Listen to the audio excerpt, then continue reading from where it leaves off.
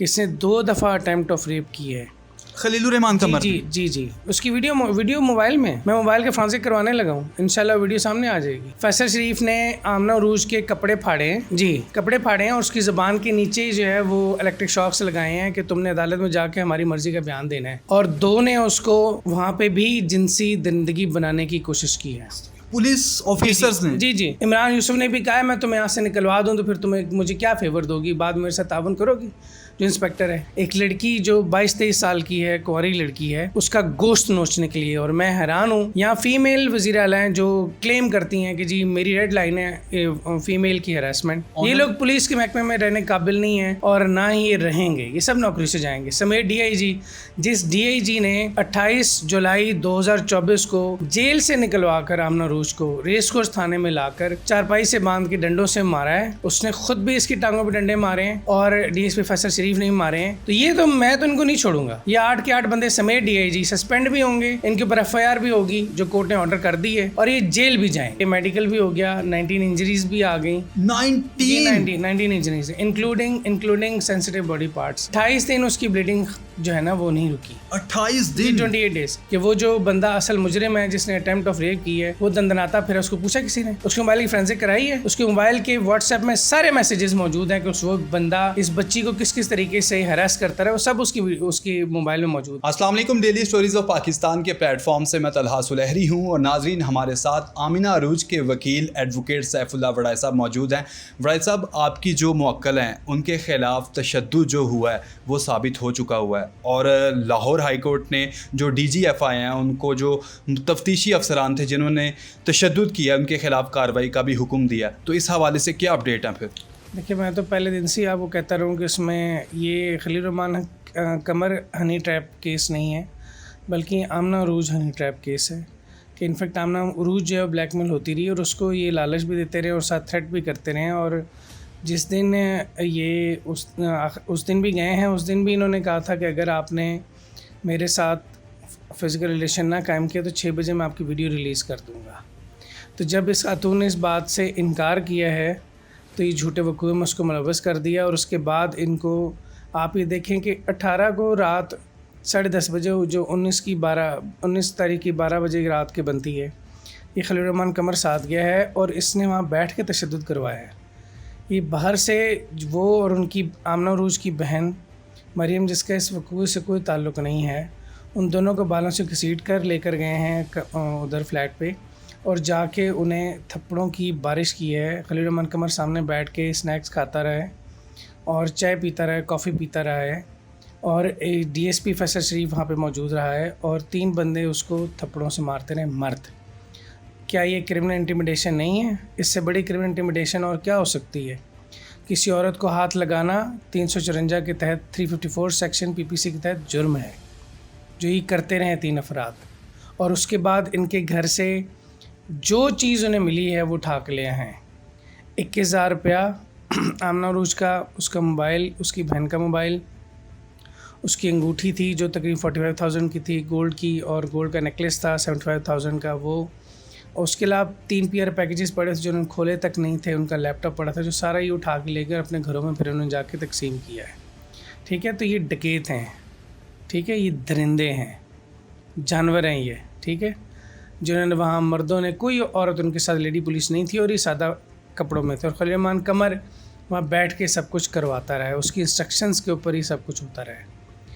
उसके बाद उनको थाने लेकर आए हैं, तो थाने में आकर खिड़की के सलाखों के साथ बांध दिए हैं दोनों हाथों से और फिर डंडों से मारा है राशिद इंस्पेक्टर ने, इमरान यूसुफ ने और एक कांस्टेबल है सनाउल्लाह, उसने।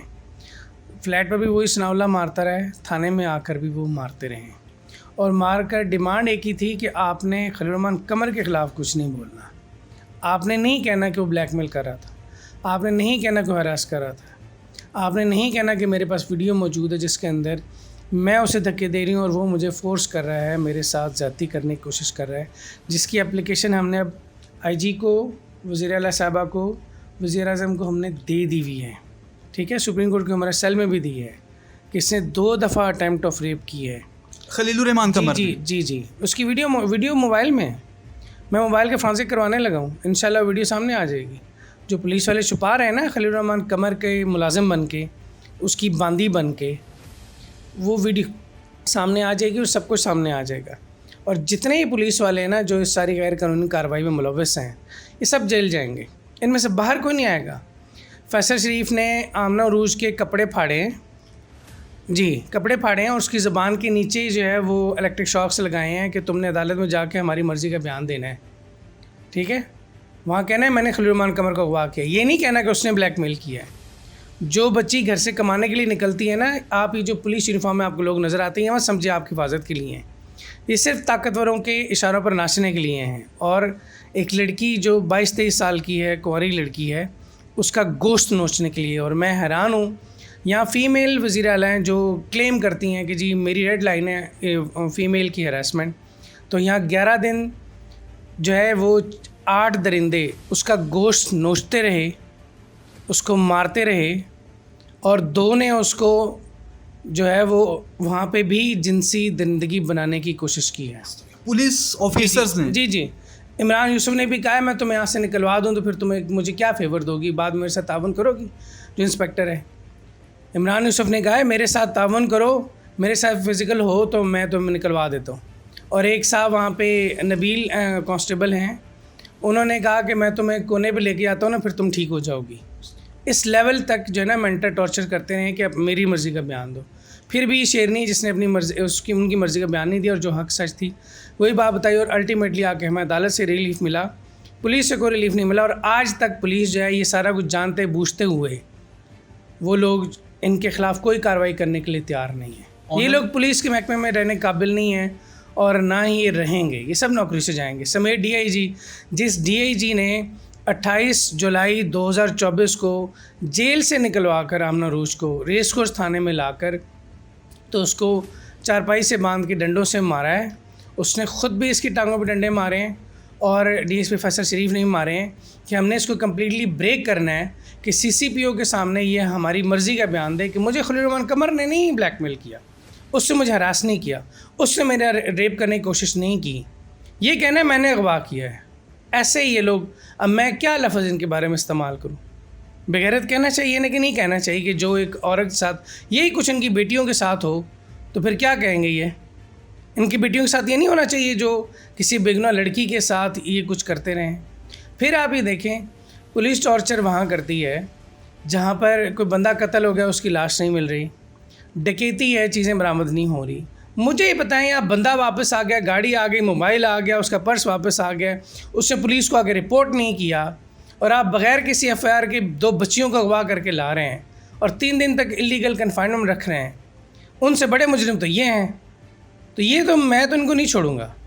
ये 8 के 8 बंदे समेत DIG सस्पेंड भी होंगे, इनके ऊपर FIR भी होगी जो कोर्ट ने ऑर्डर कर दी है, और ये जेल भी जाएंगे, ठीक है, और नौकरी पर रहने के काबिल नहीं है। ये बहुत ताकतवर है सर, अल्लाह से बड़े नहीं है। नहीं, अल्लाह से बड़ा तो कोई नहीं होता ना, लेकिन अल्लाह के ये बंदे बहुत ताकतवर हैं। सर बात ये है कि हमें कोर्ट से हमेशा रिलीफ मिला है।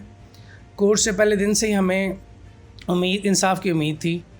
तो अल्लाह ने, आपने देख लिया, मैंने ये बात कही थी कि पुलिस से तो मैं इंसाफ की तवक्कुह नहीं, अदालत से। तो अदालत में पहले दिन भी मुझे ये बात कही थी। तो अदालत में देख लें आप कि वहाँ पे मेडिकल भी हो गया, 19 इंजरीज़ भी आ गई। 19 injuries including sensitive body parts. 28 दिन उसकी ब्लीडिंग जो है ना वो नहीं रुकी। 28 दिन, 28 डेज़। ये इसी वजह से तो मेडिकल हो गया, वरना तो हमने एप्लीकेशन उस वक्त दी जब खून बह के 6.5 पे उसकी HB आ गई, जो कम से कम 12 पे होनी चाहिए, 12 से 14 होनी चाहिए, जो 6.5 पे आ गई, उसके अंदर खून ख़त्म हो गया। जब वो खड़े होने काबिल नहीं रही, तब जाके हमने हाईकोर्ट में पिटीशन फाइल की है, ठीक है। अल्लाह की इसमें हिकमत थी, इन सब के करतूत सामने आने थे, खलील रहमान कमर के, उन सारे पुलिस वालों के जिन्होंने सब कुछ किया है।